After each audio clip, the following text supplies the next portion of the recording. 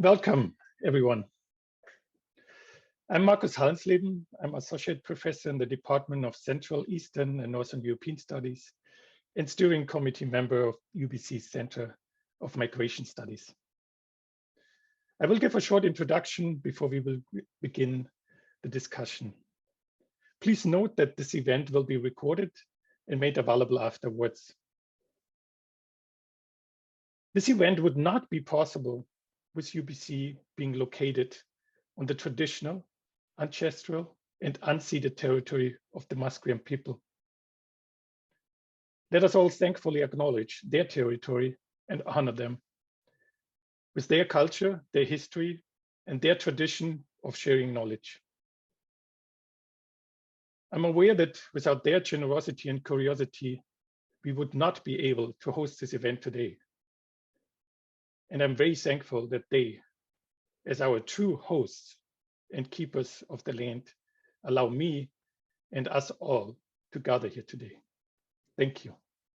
Hajka.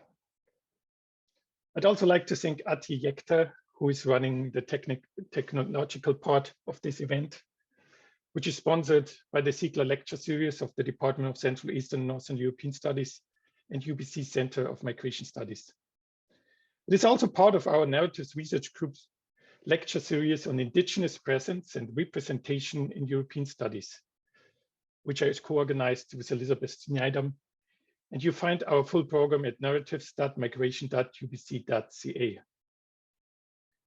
Today's conversation with Jules Kusterchien and Kristi Pinderi, who are both met through my colleague Erin Going-Clanville from the English department when we organized a webinar series on storytelling last year, is the second one of two panels on radical diversity featuring Berlin-based writers Max Czollek and Mohamed Amjahid, who is currently writer in residence at the Thomas Mann House in Los Angeles. These two panels, also titled Radical Diversity, are not part of the Goethe Institute series you might have attended before. Our first panel on radical diversity with Max Mohamed, and social worker and psychotherapist of Kanyenkahaka, Mohawk, Algonquin, and Italian descent Real Dupois Rossi, was on colonial practices, structures, and discourses, and strategies to disrupt them.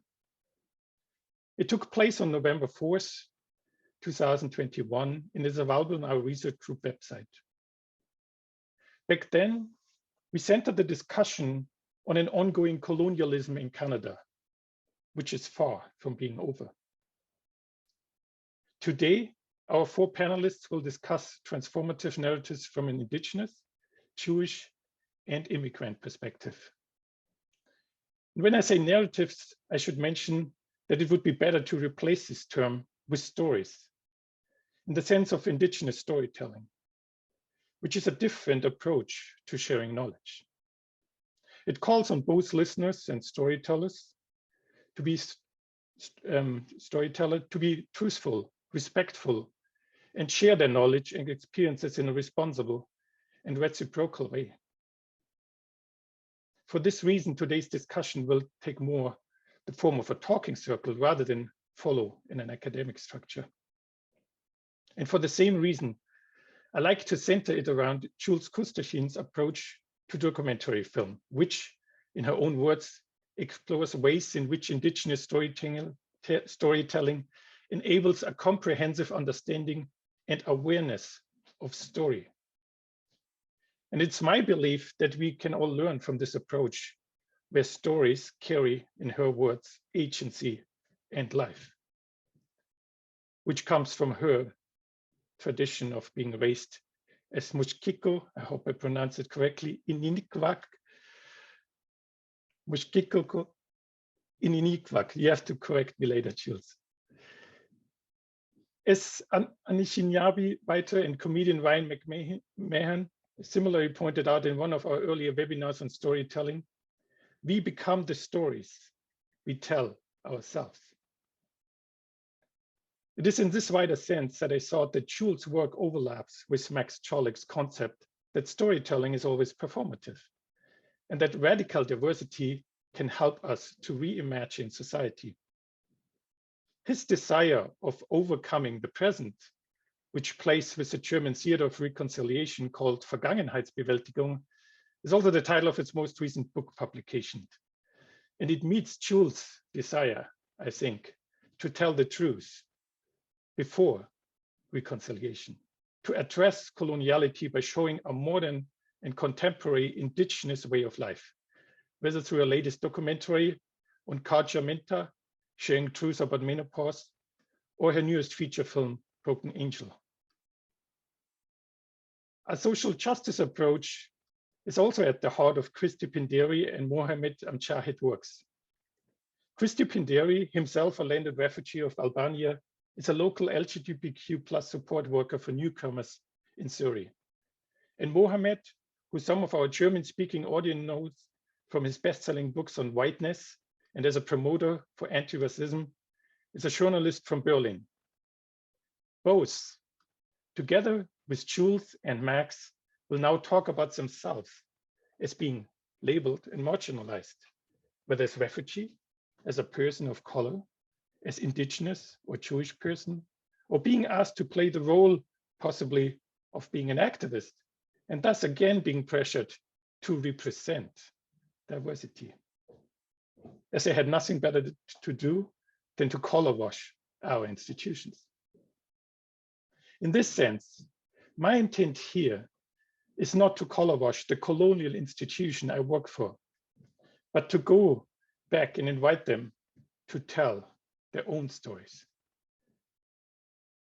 And I give them now the floor, and you will be able to ask them your questions, which I ask you to put in the question and answer section during the event and also after their stories.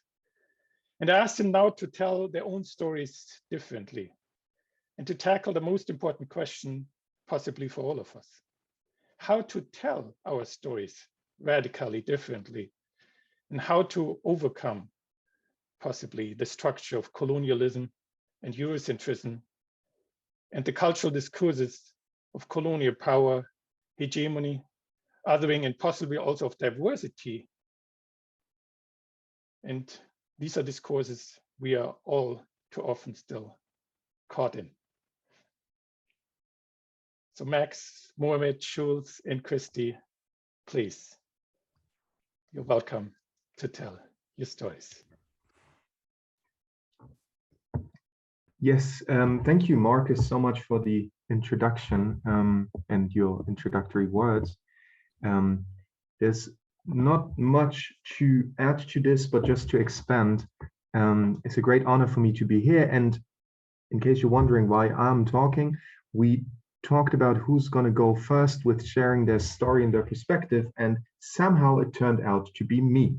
So thanks again for the honor to be a guy from Berlin, right now being in Venice, being able to give a speech in Canada, or a small note on the way Mohamed and I really have been envisioning the idea of radical diversity. As Markus said, we have had quite a few discussion rounds in North America, especially the US, on a series with Goethe Institute called Radical Diversity, and now we're very happy to be here the second time as a part of this series that Markus is organizing. So thank you to that, and I'm really looking forward to this discussion.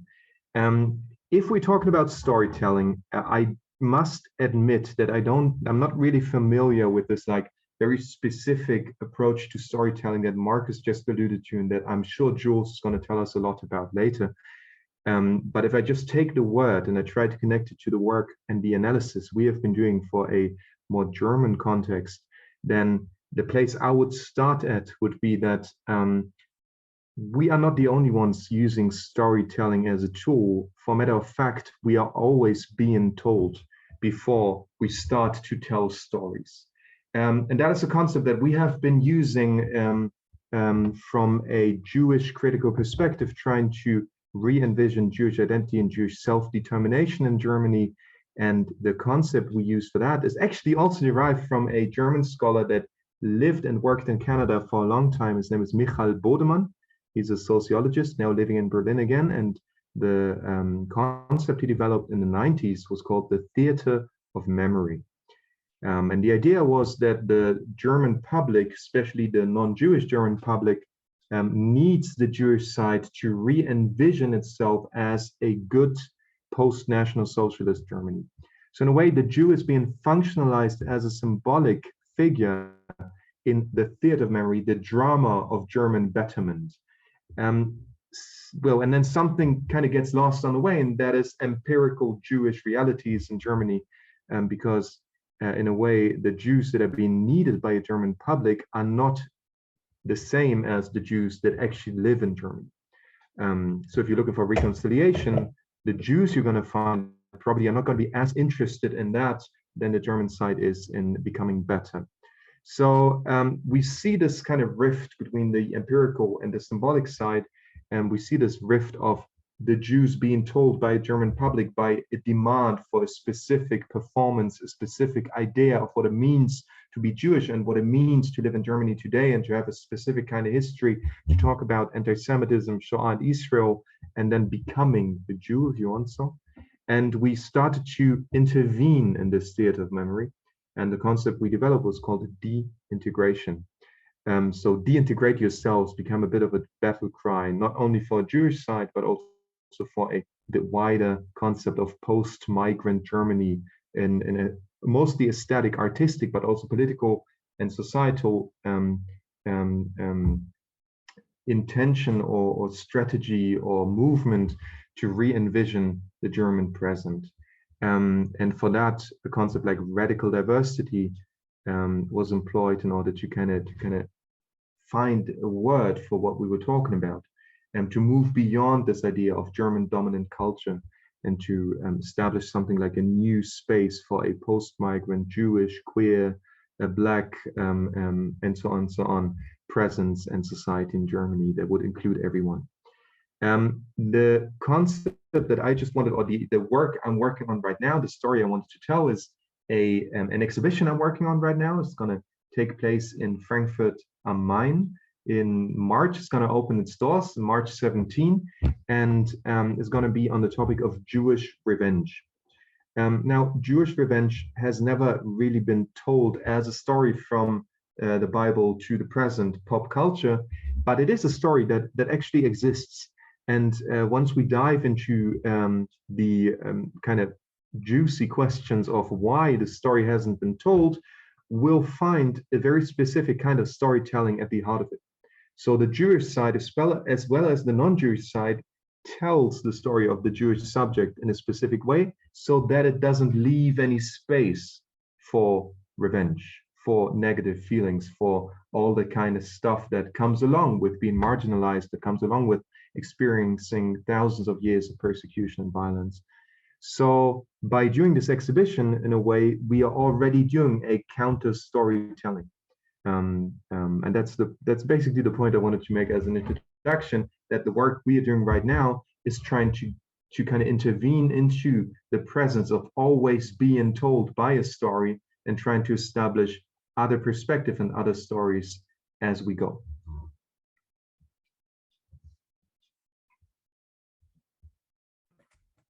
Thank you. Should I just jump in, Markus? Yes. Hi. Wache Jules Koostachin niti sinikasun Arawapskat nito chin Musqua nito tem. So I'm Bear Clan, and I'm a band member of Arawapskat First Nation in Northern Ontario, what is now called Northern Ontario. And your Cree was very good, Markus. I love using Cree because that's a way of decolonizing, right? Just forcing people to speak my language. But yeah, so I come from Mishkego Aski, which is like the swamplands. I was raised by my Cree-speaking grandparents. They didn't speak English. They were both hunter-trappers. We didn't have electricity either, or water. Yeah, I just feel really privileged to have had the experience of being raised by these two incredible people who, I think my grandfather, Mushim, went to residential school for a couple of years and then left. It's talking like the early 1900s. And then my grandmother, Nanan, never went to residential school. She actually hid when the Indian agents and priests came around. And they also, her family wanted to keep her hidden because she was such a wonderful hunter trapper, and to lose her meant it would impact the family and their wellness. So I feel fortunate that I was raised by someone who didn't go to residential school. But unfortunately, my mother went to residential school. She went to St. Anne's. And I think today there was something on the news about the release of the records. Finally, my mom went to St. Anne's residential school from the age of 5 to 16. So she spent a good 11 years. Just so you know, too, when she left residential school, this has nothing to do with her intelligence, but she left with about a grade 4 level education, because these institutions were not schools. It wasn't a place of learning. So, you know, she made sure that we spoke English. Her second language is English. Her first language is Inini. And then she moved down south to the city where I was raised with my brothers, but we were going back and forth up north, spending time with my grandparents. I never really had a good relationship with the educational system. I found it very challenging, probably because I just felt like I didn't fit in, and I just felt that I just couldn't comprehend what was being taught in the classroom, and I felt it was very exclusive. I remember listening to my mom talk about her experience and bringing that up at school, and none of my teachers knew what I was talking about. I felt like we were not being represented within the educational system as Indigenous people.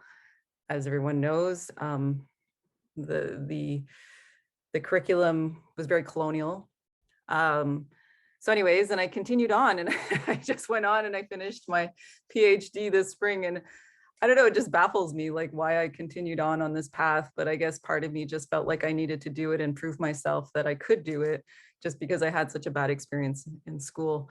But my research, Munaha Tikasiwu, Unearthing Spirit, focuses on the importance of acknowledging our relationship to story, and that stories, like Markus said, have agency, and they have life, and they have the power to change perspective. And we have sacred stories, and then we have stories that we can share publicly. And there's protocol and process when approaching story, and you have to get permission, especially with the sacred stories, before you share them in a public forum. So my research was really focused on that relationship, and not necessarily going into other people's work, but more their process when working in documentary. And what I found kind of cool was that documentary, like the people that I interviewed for my research, they all had a different understanding of what documentary is. So I interviewed an animator who said that animation is a form of documentary because it comes from a place of truth. And then someone who was talking about doing a loop, a 30-hour loop in a gallery, is also a form of documentary. So it was just really interesting to me to kind of interview different Indigenous artists and storytellers and get a sense of their understanding. Yeah, so I'm a mom of 4 sons. I'm really focused on scripted right now, even though I've got a lot of projects on the go. I'll talk more to Broken Angels, a scripted piece that I just finished. I got funded from Telefilm, and now we're in post. And then I'm also in post with a short film, post-apocalyptic film called Mystic, where the survivors are Indigenous, because in any post-apocalyptic film or series, there's no Indigenous people. And if you knew my grandparents, you'd be like, okay, these people can survive anything. Why wouldn't they survive the end of the world? And then I'm doing a feature length called Wapike about being the child of residential school warriors. And that's with the NFB, and that's a feature. And we start production in March. Thank you.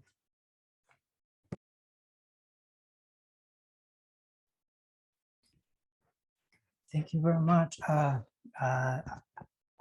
think I've started to become emotional because recently I talk more often about myself, and probably that's the reason. But I thought I would feel more like home in this department, although you lack that component of Southeast European realities. But I thought I would feel like home, and I also thought that, and this is funny, when you do a presentation via Zoom, there's something that you can, like a small trick, you can write your thoughts and you can read them, and no one will notice that you are reading them because your head is just like this, straight ahead, and that's a cool thing to do. But taking on the concept of stories being told about you, I think when stories that are being told about you and that do not capture the entire reality of yourself, I think they are designed to build expectations, and these expectations are designed to control your experiences in various forms. So I've learned to become critical of those narratives and to counteract. And I think obviously the best way to counteract them is by sharing my own story.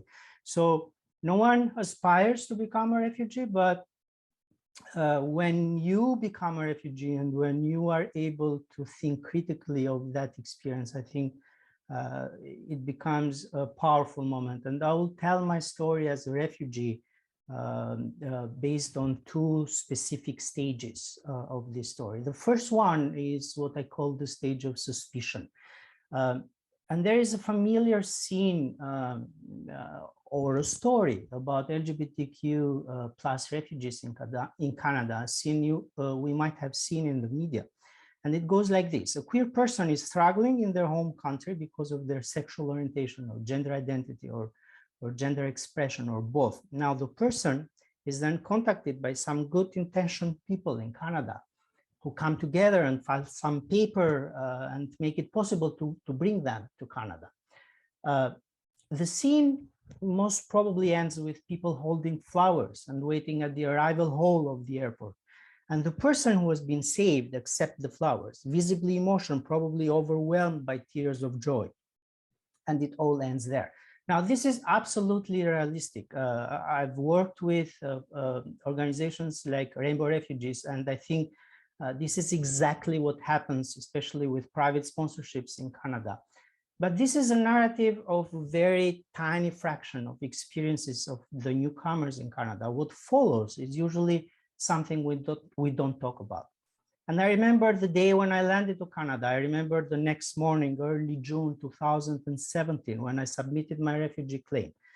I replaced my passport and all the other IDs with a temporary governmental document. Now, there is a border at the airport, which I used to cross with my multiple visas. But there is another more sophisticated border at Hornby Street in Vancouver, where IRCC office is located.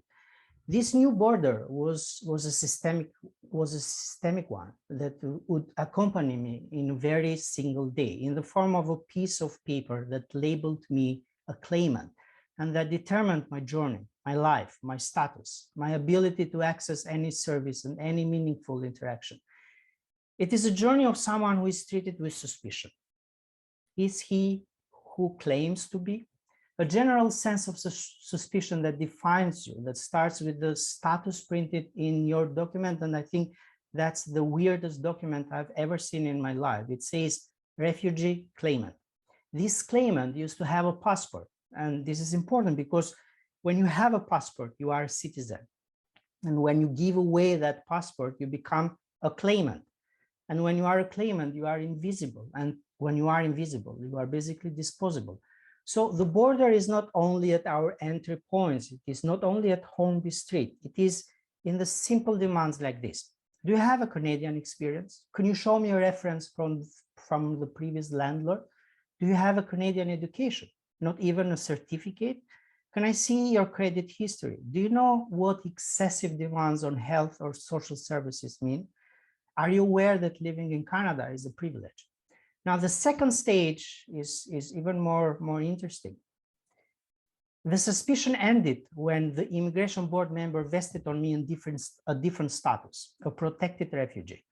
And this is important because when you are a claimant, you have been stripped away any political power and you have been forced to enter a bureaucratic process, because one of the most efficient ways to politically incapacitate citizens is to throw them into the bureaucratic process.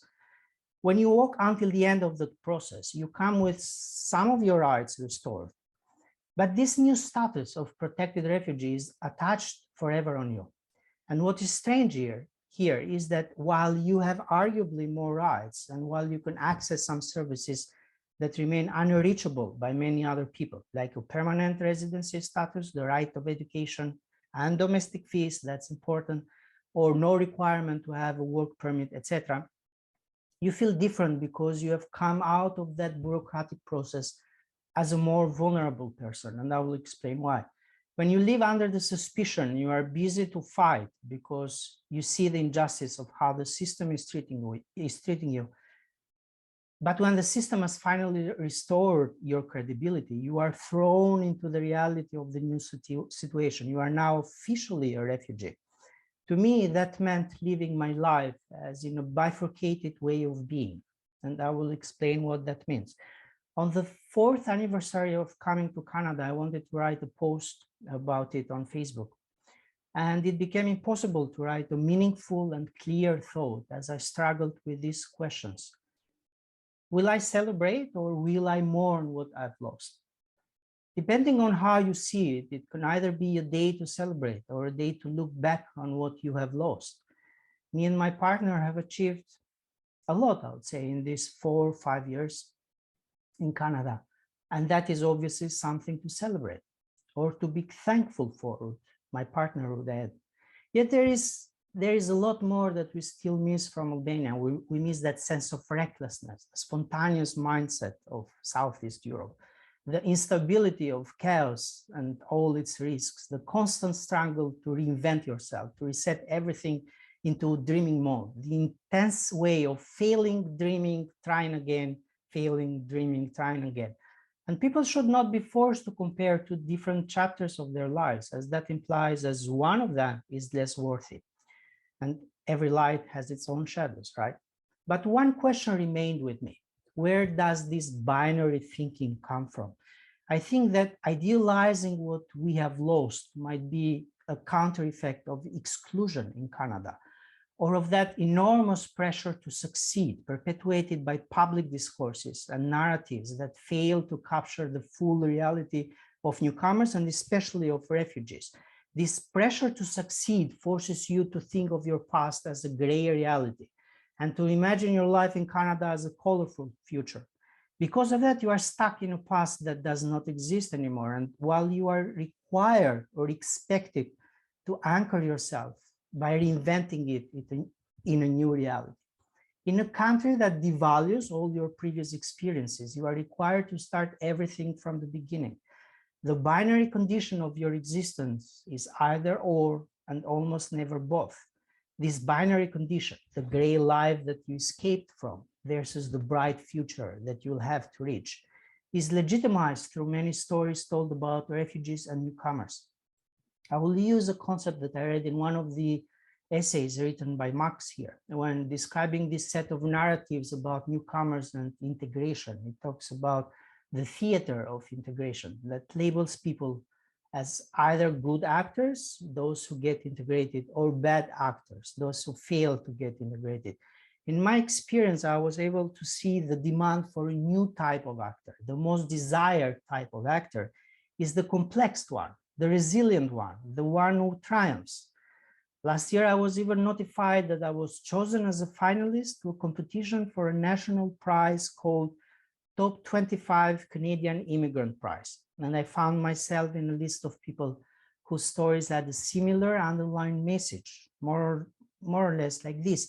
They were genius in their country of origin, lived a hell of a life during the first years in Canada, but eventually they reinvented themselves. One of them founded a new app that helps refugees. Another one started a business that employed hundreds of other refugees. One of them was even able to become a Supreme Court judge here in Canada. And there's nothing wrong to celebrate inspiring stories of people who are undeniably resilient. My problem, though, is that this does not capture the lived experiences of those who are left or pushed in the margins. And I will contextualize this with a real life story that does not fit any of the narratives that we hear so often. And I will end there with some questions. Now, a refugee who comes from a country where being gay is a crime punished by the penal code This refugee comes to Canada to save their life, finding themselves in a country that has given them a promise, the Canadian promise. Packed with this is also a narrative of what is a successful outcome, usually embedded in the discussion about integration, perpetuated by the language, the rhetoric used and enforced by the media, even celebrated by those national top immigrant prizes, etc. But none has prepared this refugee about the systemic racism, about the fact that for the first time in their life, they are being exposed to racism. Never felt that in their country where most of the people around them are Black too. Or about the system that favors any newcomer who has education, who has family or social connections, who does not have any language barrier, who does not have any disability, and that require extensive amount of resources from the health system that is explicitly written in the Canadian law, who has possibly some savings and who is able to jump in the adventure of the integration, which means to be able to find a stable job, to save the down payment for the house, to pass the mortgage stress test, to eventually buy a house, to start saving money that are invested as, if some of you might know, as tax-free savings accounts, to build and maintain a credit history, possibly go to school to have a Canadian education and more. So this person in my story ends up with a health crisis that causes them a chronic and permanent health condition, struggling to keep the Canadian promise alive by trying to figure out how to survive. And this is only one of my 14 clients this year whom I've served at Diversity. The other stories are very similar. Now, my question is, why don't we hear about these stories in the broad public discourse? We definitely hear less about them, and we hear more about stories like refugees bring expertise, skills. Refugees are resilient. So that means they will have to integrate within the Canadian dominant culture, because otherwise what's the point of being resilient, right? We hear more about those who are chosen as top 25 immigrants of the year, or other kind of prizes that are not meant only to celebrate resilience, but I think are meant to define what is a success and what is not. And by doing that, we are enabling another thinking, because the message they bring is this: if you are resilient and if you work hard, you will succeed in a country like Canada, where you can even be a top immigrant of the year. But if you don't, all the fault is yours. In other words, the success is Canadian, the failure is personal, and whatever success or failure mean. I did not become one of those 25 top Canadian immigrants this year, and whose names were read by the Prime Minister, but I was told that I should be proud because I competed with the best. Thank you. Thank you so much, everybody. Thank you, Markus, for the introduction. Thank you for your perspectives. And thank you, especially Kristi, for sharing your personal view and story, which is very, very powerful. And very important for me as a journalist, because storytelling is actually what I do, what I try to do, to take the personal lives and perspectives and stories of different people and present them to a bigger audience, or make the offer so people can actually read those stories. So greetings from Los Angeles this time. I'm here in Pacific Palisades, that's far west in the LA metro area. I'm living and working currently in the Thomas Mann house. That's the actual house of the German writer Thomas Mann, who fled Nazi Germany and became part of the opposition here in Los Angeles. So I'm a very privileged person to be paid actually to be here and do my job. So you have to imagine this area as a very wide, very privileged area, which is dangerous actually for Black people and people of color. I was told that I should be aware to walk around here at night because there's security and they might be some incidents actually. So this is why I'm very uncomfortable to be at night outside of the house. At the same time, you have to imagine this area as a very, very beautiful place. I don't know if you can see the palm trees there, and there are a lot of celebrities here from Hollywood living. However, I am privileged and at the same time working on anti-racism and racism. And at the same time, I don't have a car here, which is, if you know, in LA, a huge problem if you want to get from A to B. So I give a lot of money to Lyft and Uber, but I also take a lot of public transportation, which is very bad and poor here in LA. However, there is a bus running once an hour. Either the bus comes very early, that's off peak hours around midday and at night, or it comes very late. It arrives very late, and that's around 8 o'clock, 9 o'clock, and around AM and around 6 p.m. And this is, and I asked myself, why is this, like, why is the public transportation so poor here? So that's, I think, a question for another talk, and car lobbyism. But why is the bus actually has this pattern in being late?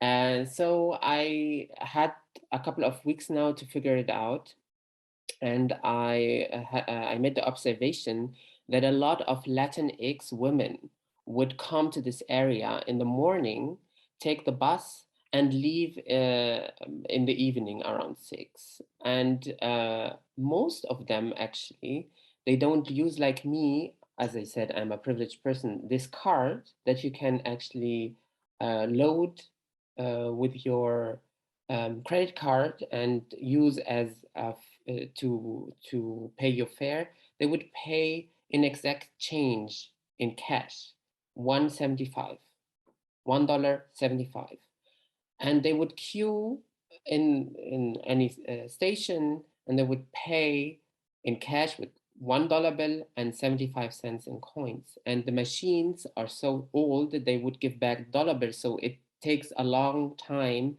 to actually pay your fare. So I want to know why they would not use this card.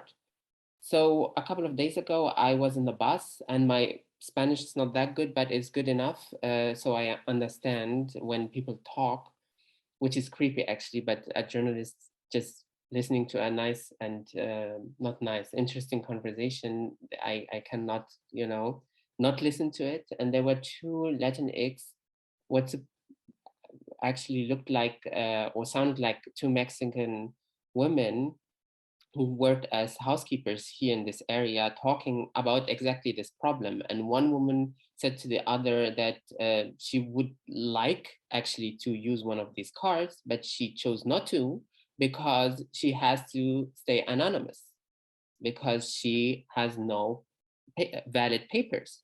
This is why she's not considered as a valuable customer or a human being actually that can use the advantage of having this card, and not always making sure to have the exchange. At the same time, you can have the card and you can actually put money on it, but you have to go to take a bus and go to the city center, which is far, far away, and pay more money and invest more time, so you don't need to use the credit card.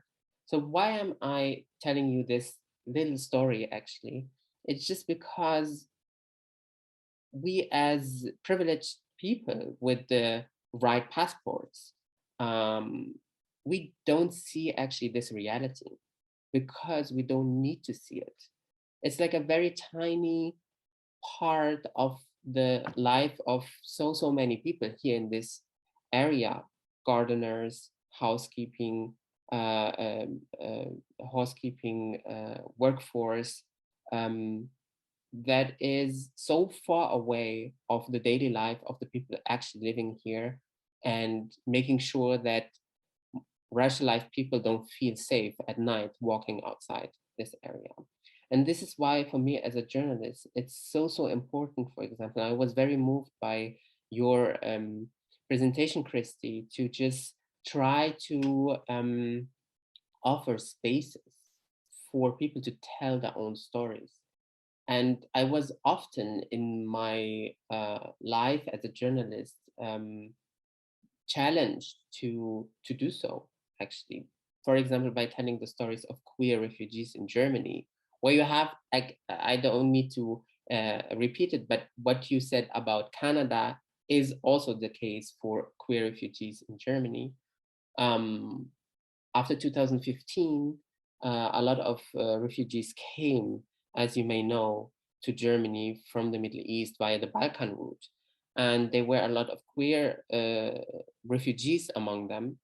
And a couple of weeks and months after, I had to read in many newspapers the story of queer refugees being abused in refugee camps by other brown men, by, you know, cultural conflicts. Queer life is not compatible with some religious views, especially from majority Islamic societies.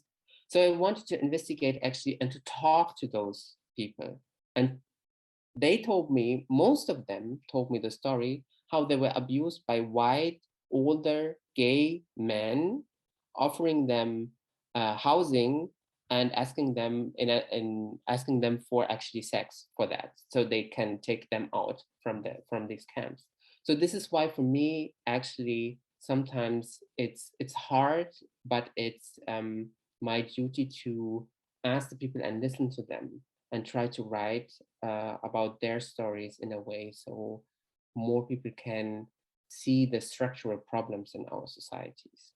And this is like the same thing with this little card and cash story, where you would think this is like a small problem maybe, but this is actually defining the daily life and the lives of these people. And there is no solution, I guess, right now. So this is why I'm so excited to talk to you about your perspectives and work and how to make actually storytelling more accessible and some stories more visible, from an indigenous perspective, from a queer perspective, from a Jewish perspective, from a migrant perspective. So I'm looking forward to our conversation.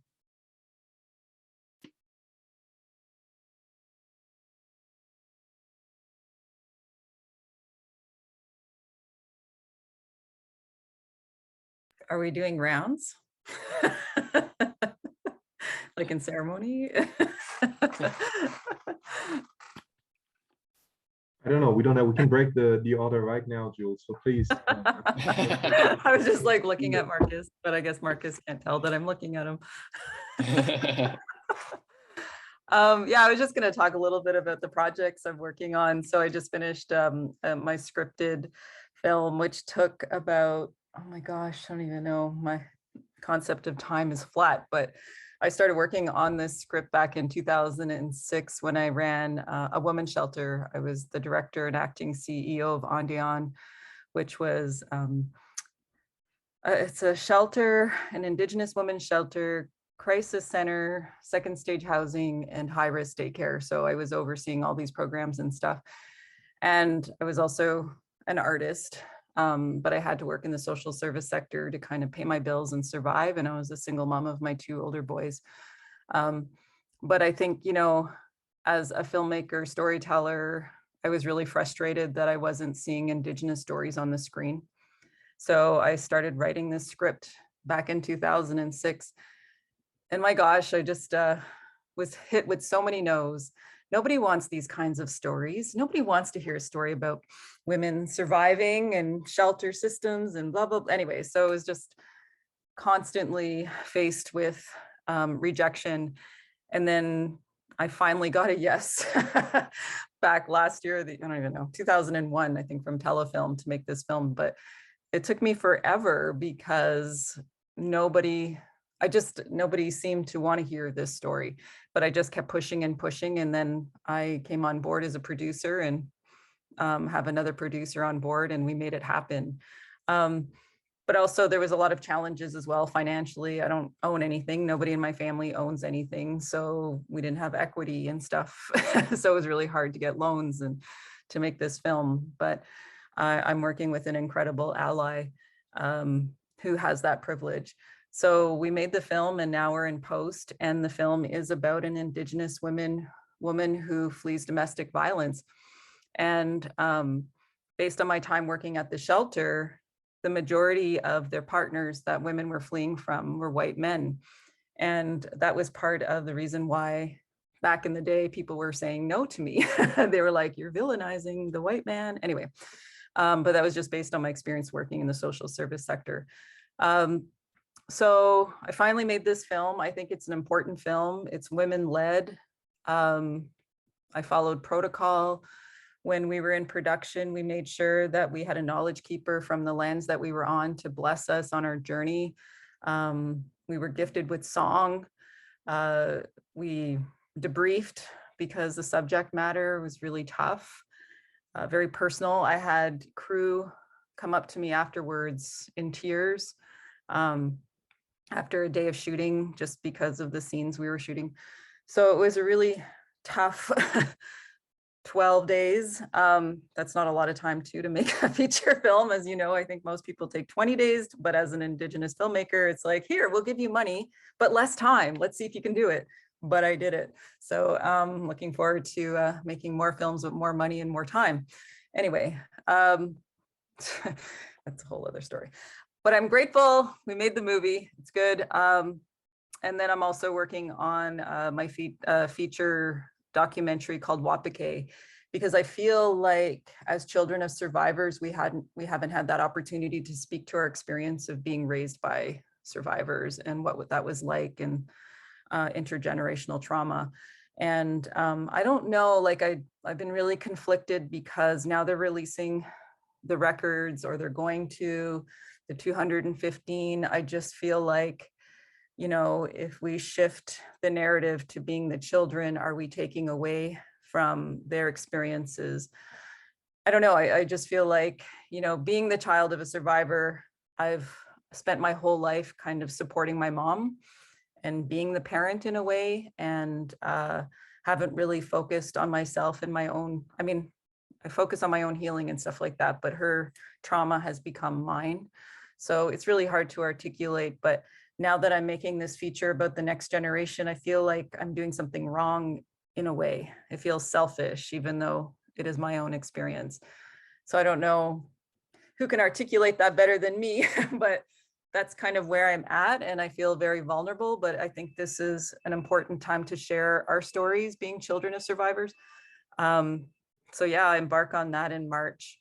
So I'm a little bit nervous, but I think it's an important film, and I'm sure it's going to open more doors for dialogue in terms of intergenerational resiliency and trauma and everything else. But yeah, and most of my documentary work is, I call it ceremonial. One of my first documentaries is Remembering Ininiimoan, about remembering our Indigenous languages. And that was a feature that I did during my master's at Ryerson University. And then later I did a TV series called ASCII Boys, about my older boys who go out on the land and learn from knowledge keepers and learn how to survive, which is actually quite hilarious if you watch it. I laugh at every episode because my kids are so funny. But you know, they have that great personality where they pick themselves up and try again. So it's a youth series. It's available online. I don't know if you can get it in the States or outside of Canada, but it's a great show if you have young people in your life. A lot of educators use it in the classroom just to get the students to kind of start talking about indigeneity. And then another film that I did was called Placenta. And that was funny. That was not well received when I was in Europe. People were just like, what is the name of your film? And I'm like, Placenta. And they're like, oh, well, you know, and I kept saying the title of the film, Placenta, Placenta, Placenta. You had one, everybody had one. But I like films like that, you know, talk about ceremonial practices, birthing ceremonies. You know, I just think that we need to have these conversations because we're so far removed now, especially living in urban centers.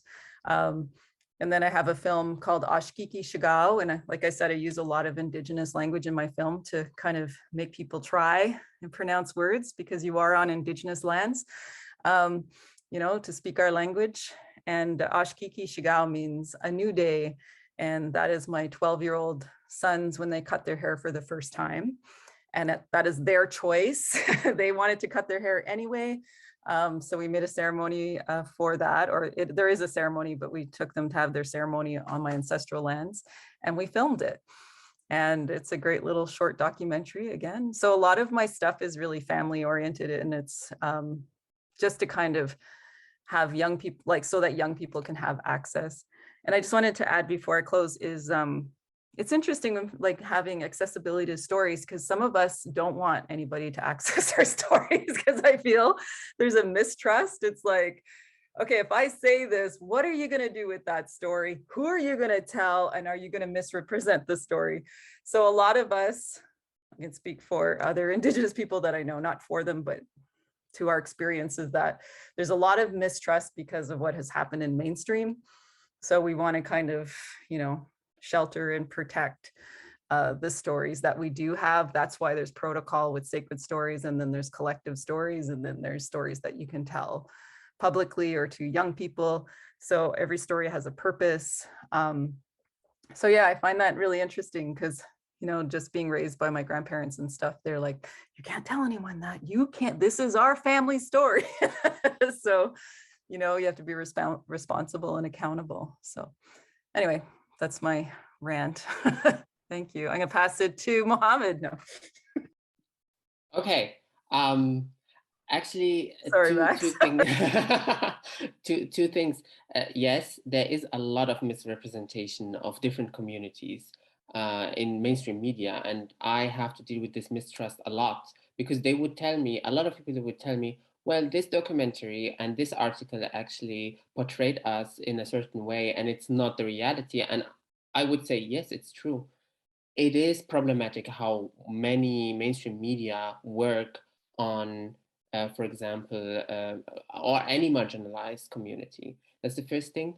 The second thing is, thank you, Jules, again, for sharing your perspective. And I don't want to focus here on white people. However, I think this rejection is very interesting from my perspective, because when I share my story or my perspectives, and I guess also you, when you do that, it always comes with a rejection. It always comes with like, oh no, we are not like this, and why you're not thankful? Why, Kristi, are you not thankful to be in Canada? I don't know, maybe you don't get this, and maybe you just shared this for the first time. But my queer refugee friends in Germany, they get this on a daily basis, actually. And the question is how to deal with this, actually.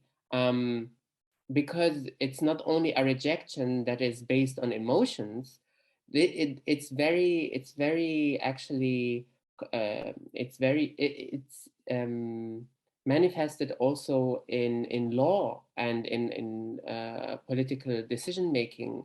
Yesterday, I read that there is a bill, a proposition in Florida to not hurt white feelings in schools while talking about, for example, the occupation of land in America, or when talking about anti-Black racism and slavery. And I mean, this is insane. Like, that you need to introduce a bill to say, okay, if you want to talk about racism, please don't hurt the feelings of the white man. So I don't know if you get rejection and how you deal with it when you tell your own stories. That would be very interesting for me to hear.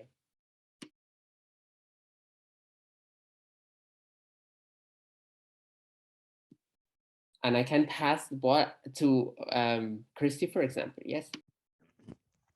Thanks, Mohamed. A lot of thinking right now, especially with the secrecy within families. I find it very fascinating. And well, I think that sometimes stories can help us have some boundaries, internal and external boundaries, and they might be healthy as well. What we see when it comes to the LGBTQ community and newcomers, we see this need to be close together, and that's a very important need. We also see this need to be seen for who they are. So that means that some of the folks, they are not quite happy to be told to share their stories all the time, and it feels like they are expected to explain themselves, and I completely understand that. But I also feel that sometimes vulnerability, or thinking that our story can make us vulnerable, can become a source of power, and I always use it for myself and for for members of my community who are not able to share their story, because I think that through that type of vulnerability, we can start to change things. And I'm always into that politics of change and politics of hope that also John Holloway argues about, and how he defines it as a two-stage thing, like that starts with a scream and it ends with the hope, but the hope and the scream is always interconnected. Like, I see the storytelling as that phase of screaming out the injustice, but I do that not to make myself into a position of victim, but to bring power to myself, because I have that hope that things can change. And I was very happy to hear recently a very interesting concept by an indigenous scholar called Liane Betasamoke Simpson. She talks about a word, Biskabiang. Biskabiang is, in her Anishinaabe language, is the act of turning your head behind you. And that means not to turn your head behind you to mourn the things that you've lost, but to try to get the power from that vulnerability of loss in order to produce a better future and to produce a present that is anchored in the contemporary setting. So I kind of find it fascinating. And I think that telling stories that we think might make us vulnerable can be a source of power and can be a source of change.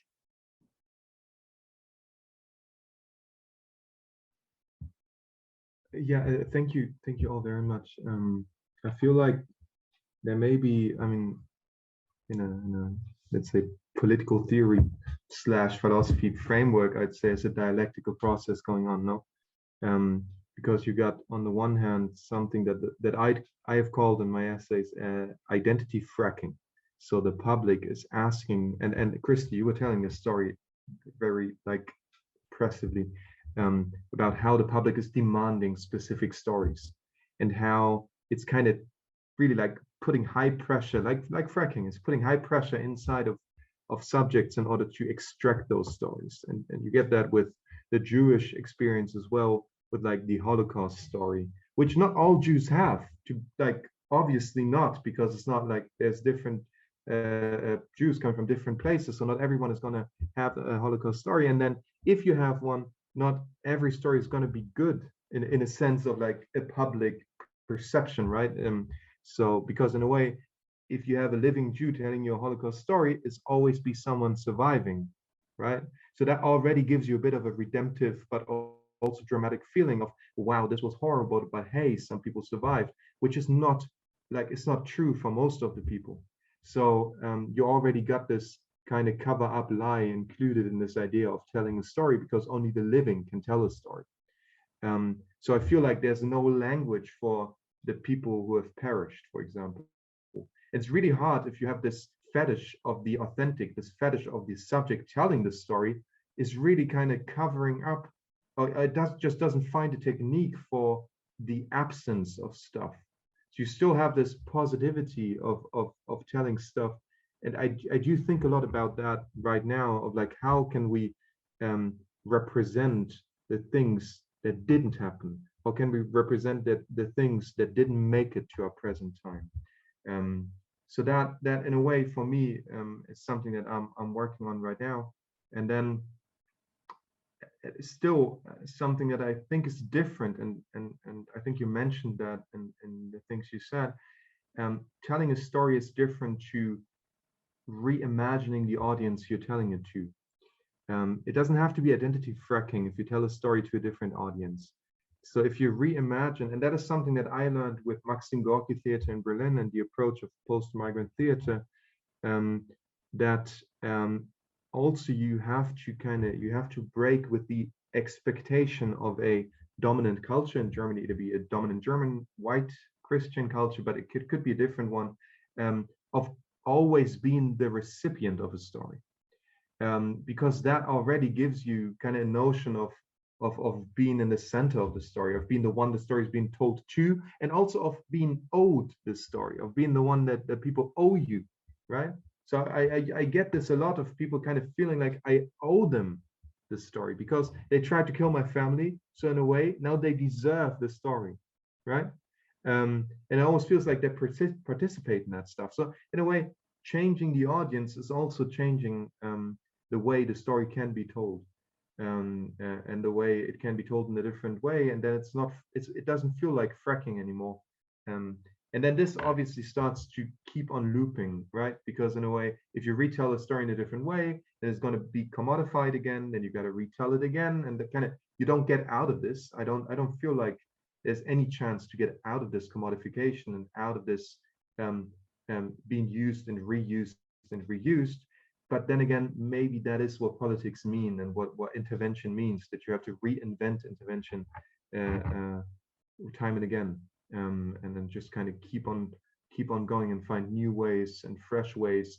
And also, I mean, as Mohamed said, and find new ways of re-seeing the presence, because in a way, the stuff I was able to see 10 years ago wasn't the same things that I'm able to see now.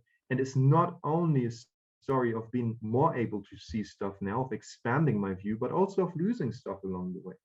I may have been able to see realities of young people much better when I was younger than where I'm at now as a mid-30 guy writing books and living in Berlin. So it kind of feels like we continuously lose and gain stuff, and that's why kind of handing it off to another generation and widening the scope of people being able to participate feels like a necessary move that we won't be able to get out of. May I add very quickly something? Thank you, Max, also for these thoughts, because I always also ask myself, why is a certain story told? Why is there a demand for a certain type of story? And I wrote different examples. Well, part of my job is watching white people, watching white Germans, looking back, actually. This is part of my job, which causes a lot of rejection, but this is another topic. And actually, I was asking, why are so many white Germans asking Jewish people to tell their horrific family stories with the Holocaust? Why is it that there is this huge demand, actually? And I was describing how, for example, some politicians, they would take selfies with very old people, survivors, how some politicians would kick off projects of install little memorials. In Germany, we have little memorials with the name of people who were killed in the Holocaust in front of buildings. It's called Stolpersteine. And a lot of politicians, they would go once a year to this Stolperstein, to this little memorial, and would clean it, and would take like a lot of cameras with them and would smile while cleaning it. And this is a kind of a storytelling, actually. But why is this story told? Or, for example, like the very classical picture of white Germans putting a kippah and going to the synagogue and taking a picture there. And just by even not, I'm not a scientific scholar or something. Just by describing this and asking the question, why are you telling this story from your perspective, is making a lot of people uncomfortable. So this is why, as Max said, it's very important to also reflect on who are we talking to, who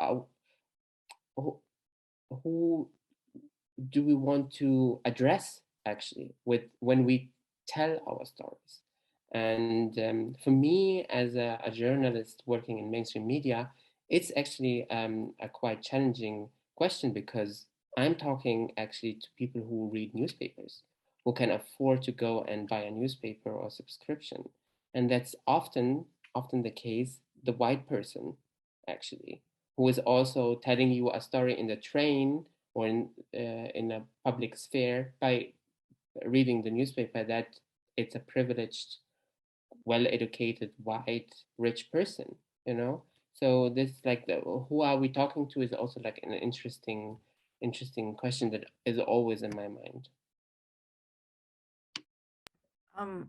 This is not necessarily, well, maybe it is storytelling. When I was doing my master's, I was at Ryerson University, ex-university, but I ensured that, well, it was a choice, that my dissertation or my thesis was going to be submitted in the Cree language.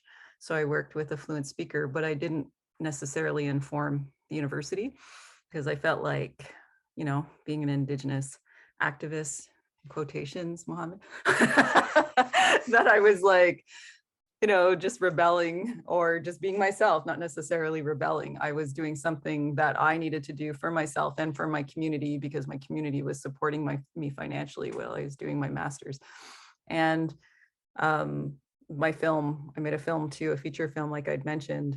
And I remember submitting my thesis and then people just looking at me like, what is this? Because it was also in Cree syllabics, like the written language. And then I did like also submit English translation.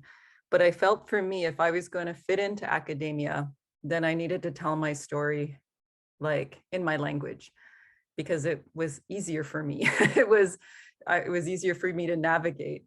And then also with my PhD, using Munaha Tikasiwil, an Indigenous framework, also made it so that I could finish my education, because I just felt like I was always going against the grain.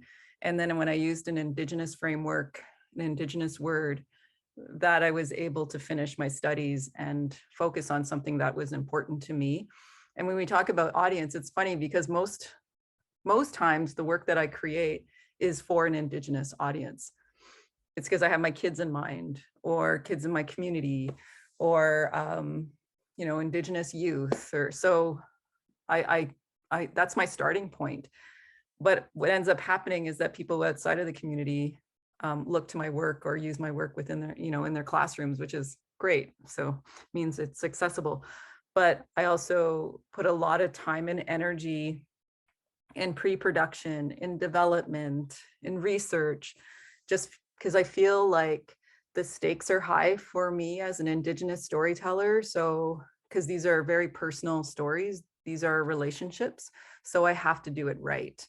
And I will be held accountable by my community. So these are things that I'm constantly thinking about. Even doing my dissertation, I have to, when I submitted my my thesis there for my master's, I submitted it to my community first, not the school, not to my committee, but to them before I submitted it to the university, because they paid for it, they supported me, and I was like using community stories, and I'd spent time in my community. I felt like I needed to do the right thing, and to do otherwise would be disrespectful. So those methodologies, I mean, they're expectations. I have to ensure that I'm accountable. So anyway, I just wanted to add that.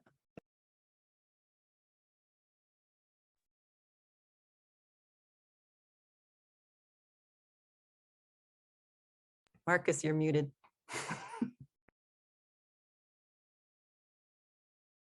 Can you hear me now? Yeah. Okay, yeah. I had problems with my earphones, so here we are. Thanks so much for sharing your stories so far and your reflections upon stories. And I just like, looking at the time, I just like to also open the floor for the audience to raise their hand and join in with questions or put them in the question and answer section. While we do so, but this is just a question coming from my side, and you don't have to pick it up, and you can just keep the ball rolling among each other. And that comes with what Jules also addressed here at the end, the relationships, and with it then the responsibility that comes with stories, and the question also, who owns a story and for which purpose a story is told. And that for me also in the context, since you mentioned the university context, it's the same, you know, with textbooks. It's usually knowledge that is not shared in a responsible way. It's basically always in a hierarchical way.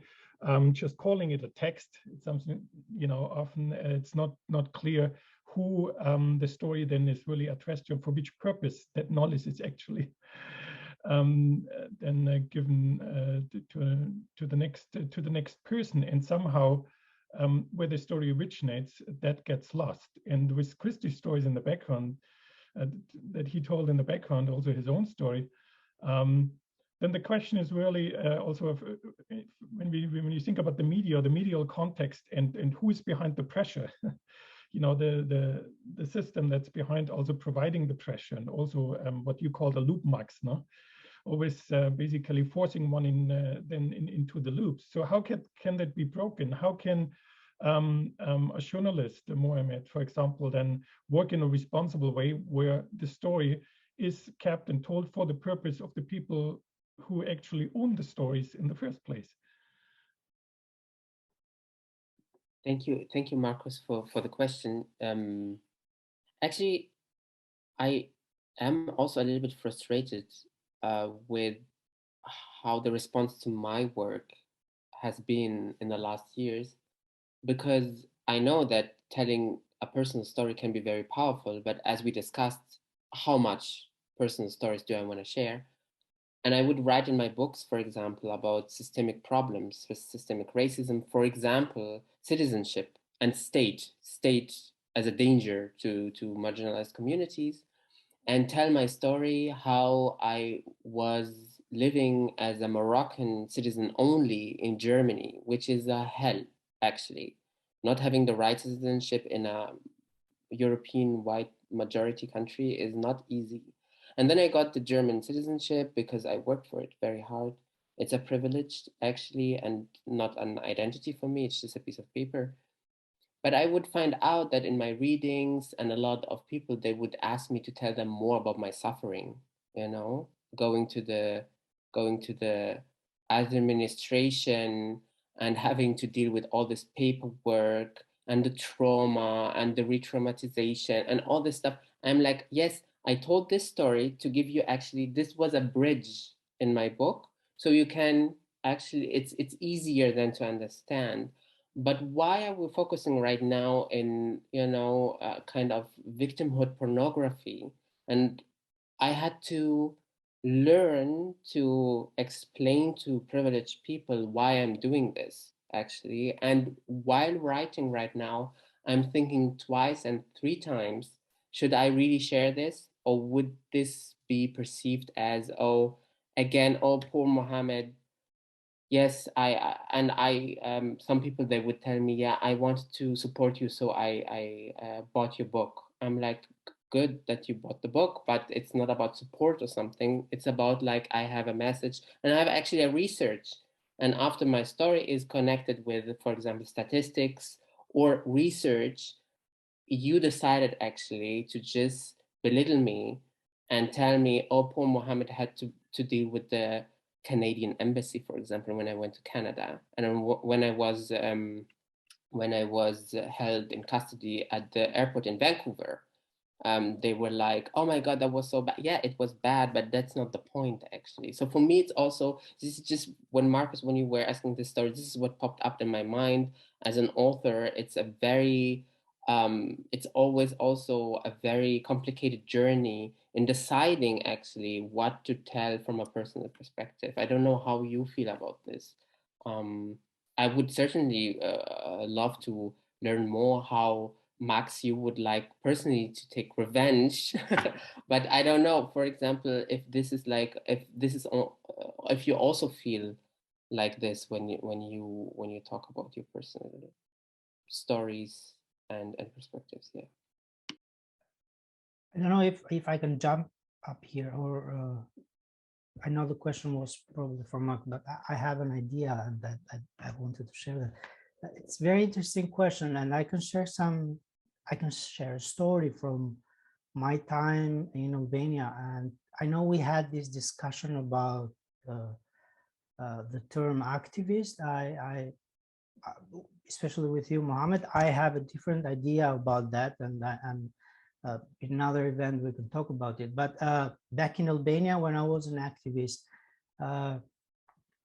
in 2012 or 2011, there was a public discussion going on television because we had a conservative prime minister who wanted to distract the public opinion from the corruption and the stories of his own government. He just put a bomb out there for the highly homophobic and transphobic Albanian public. And he said, you know what, we are okay to legalize same-sex marriages. And that was completely out of nowhere. So all the media started to talk about it. And we were kind of in this huge pressure. We were underground in that time. None of us was public. None of us had the opportunity to speak freely about ourselves. So we kind of discussed about that, how to react, how to respond to this huge pressure that was going on. We thought that the lived experience is ours, but sometimes the stories are public stories. Like the experience is ours, but the story out there trying to define us is becoming a public story. So we kind of try to invent some creative ways of telling the Albanian public that the story that they were hearing was not something that had to do with another reality in the Canada, but it's a story that is trying to talk about local people. And we published our hands on a flyer that had Albanian writings on that. And that was the first step that we did to take the stage into that public. And I kind of asked myself, why some people try to come together and react in a public way? And I think that especially when it comes to LGBTQ plus people, when you are raised to hate yourself and when you are raised to reject part of your identity, and when actually the society is rejecting some parts of and some layers of your identity, the only way how you can reclaim that rejected part is to project it into a collective kind of identity. And for us, the only way how we could reach out to our community to kind of assist and give that invitation for coming together and creating this collective identity was to use a public story and to use it by creating it from our own lived experience. So to answer Markus' question, I believe that sometimes the lived experience is personal one, but the stories can be public. And if we don't tell our stories, then other people will tell them wrongly. And I know this sounds like a cliche, but I've felt it personally. Thank you, Kristi. There's one question in the chat from Hussein Stuk. I hope I got the name right. And that is, how can BIPOCs learn to center ourselves in storytelling? Just recently, I realized that whenever I experience racism in Germany, I center white people, their feelings, their context, and I find it extremely hard to escape this notion of this mentality and how white people exhibit microaggressions when we don't comply. What could be a first step? How can white people be decentered? Thank you for that question, Hussein.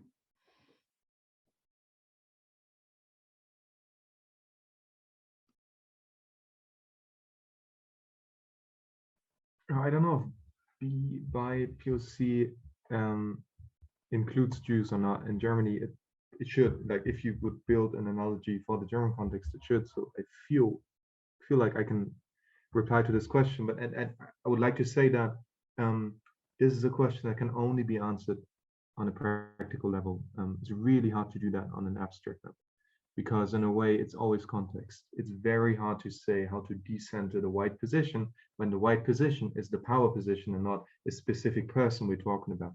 So how can you decenter power positions? Well, I feel like the artistic space is an amazing space to start. And for one, because the public space is structured like a theater, starting in a theater may be a good place for an intervention. So for us, doing a de-integration congress was in a way to regain agency by saying, if we're going to be your Jews, you're going to be our potatoes, which is a joke term for Germans. Wenn wir eure Juden sind, seid ihr auch unsere Kartoffeln. Which was a way to kind of reflect this back. And already like realizing and accepting that getting out of this relationship is going to be impossible. It's just going to be impossible for the time being. So in a way, we're not looking for a place that is where the whiteness is absent, but rather where whiteness is decentered, and where the minority position is regaining agency. Now, if you want to regain agency, it's always a trade-off. You trade off freedom for agency, I feel. So in a way, gaining the position to speak means giving into specific demands. You're becoming visible by accepting a certain label. If you don't do it, you don't become visible. And so in a way, there's a bit of a trade-off, and you really have to find your own kind of point where you feel comfortable and where you feel like you got enough agency in order to act. But once you do it, there's an interesting space opening up, and it's not only a space that is a space of freedom, but also it's a space of responsibility, because suddenly you're being demanded, like you demand of yourself to tell new stories which you're not used to, because you have been raised by the expectations of the outside world.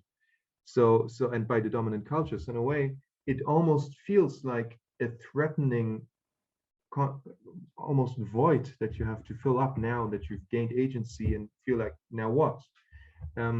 So in a way, I think one of the reasons that keeps people in the theater, in this call and response game, is that it actually makes you feel scared, and it makes you threaten your own social identity and social survival, if you kind of get out of this recognition dynamics.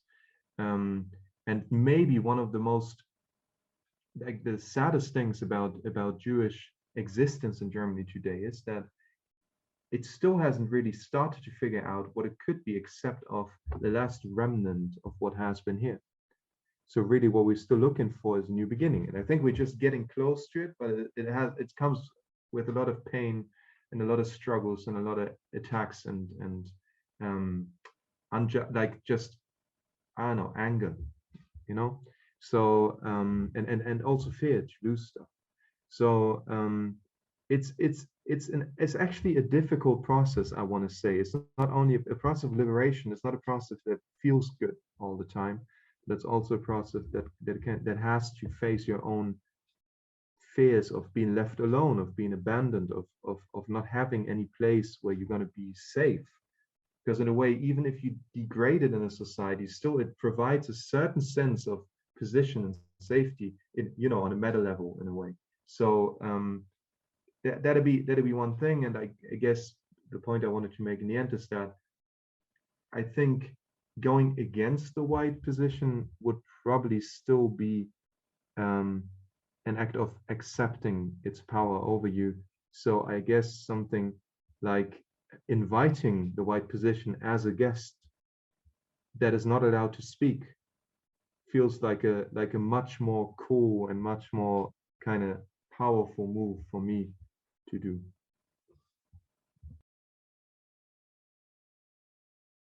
I was just going to add something really quickly here is, is it revenge? What did you say, Max? What is it revenge?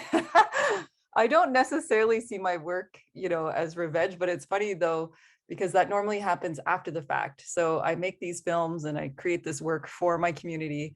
And then in a way, it becomes an act of resistance, even though that's not my intent, because I'm very clear in terms of who my audience is.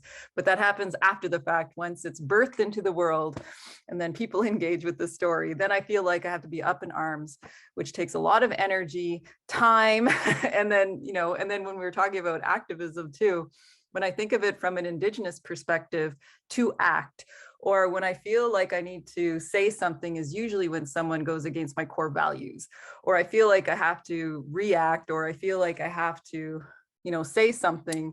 That's usually where the activism comes in for me. But if I decolonize that word, I can ask my mom what the translation is for to act on something or to speak out, because I feel like, I don't know, English it's a strange language for me, because Cree is so different and it's a different way of thinking and being. And so when I try to ask, like, there's certain words in English that just like irk me and don't work, I usually go ask my mom. And then it's a very descriptive word because Cree is a very verb-based word. It's all about the action. So it just makes it a little bit easier. So Mohamed, I'm going to ask my mom how to say activism in Cree. And I'll let you all know what it translates to. Just for the audience, we were talking last time about the word activism, and I shared the perspective that a lot of white people actually, they call me activist to delegitimize my journalistic work, which is actually also connected to Hussein's question. Thank you, Hussein, for this question. If I might add something very quickly, the best example where it's very hard till impossible to not center white feelings and knowledge is academia, I think. I don't know. I know a lot of BIPOCs who work in academia, and I think most of them are either dropping out or planning to drop out because there's this power structure there, which is, if you don't have like a professor like Markus, who is super, super reflected, which is rarely the case, then you have actually a problem. Because you are sitting in the colloquium and a white majority is telling you that your methodology is not okay, actually. And you are sitting there and you are like, okay, this is an existential question, actually. Should I change my methodology to make them feel comfortable? Or should I drop out? And a lot of people, they choose to drop out, actually. And on top, there is often, well, I studied political sciences and anthropology. There is often the constellation that some BIPOCs would work on topic related to their heritage or family story or countries they come from. For example, people from the Middle East, they would work on Middle Eastern issues. And then they would, as I read it, also pose a threat to a lot of white people working on the same topic, but not maintaining or speaking the language, for example, or knowing the basics, actually. And I know constellations where a white person would get a position to do a discourse analysis on Egypt, for example, without speaking Arabic. And I'm like, what is this, actually? And as a person trying to not center whiteness in my academic work, it's actually impossible to stay there. So sometimes it's also a very radical step, actually, to say, okay, bye, I'm going to do my art, for example, or I'm going to try to use my knowledge in another field, not saying that media or art or writing books or whatever is free from this dynamics, but this is like a very clear example for me where sometimes the structures are still too powerful, and so one person in a colloquium can change them. And I'm a party pooper here, but it's also healthy to just acknowledge this and say, it's important to take care about myself and not destroy myself by trying to understand how to decenter whiteness in a super wide institution like a university, for example. Well said. Well said, all of you. I'm afraid that we are running out of time. The colonial instrument to always measure us, all of us. And there's never enough. And that is probably part of this system. But I don't have to have the last word. So if any of you, or Kristi, or Max, Mohamed, Jules, want to have the last word, I give it to you, of course. Otherwise, it will stay with the audience. And I thank everyone for having joined us today, and especially the four of you for this very, very engaging discussion. Was it even a discussion? It was very pleasant to be with you on Zoom today. I really enjoyed listening to all of you. Thanks so much. Thank you so much. See you soon, hopefully in person. Yeah. Thank you. Take all care wherever you are. the audience. Stay healthy. Thanks Thank so you. much.